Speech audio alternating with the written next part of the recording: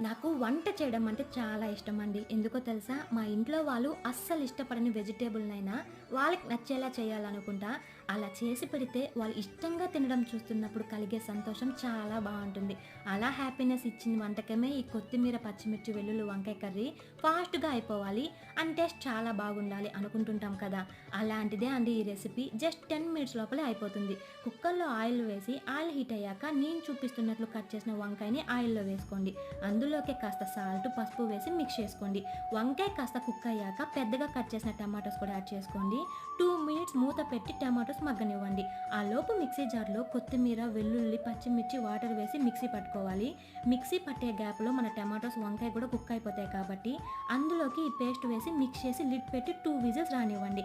అంతే అండి, మన కొత్తిమీర, పచ్చిమిర్చి, వెల్లుల్లి వంకాయ కర్రీ రెడీ అయిపోతుంది. నాన్ వెజ్‌కి ఈక్వల్‌గా ఉంటుందండి ఈ వంకాయ కర్రీ. పక్కాగా ట్రై చేసి ఎలా వచ్చిందో కామెంట్ చేసేయండి.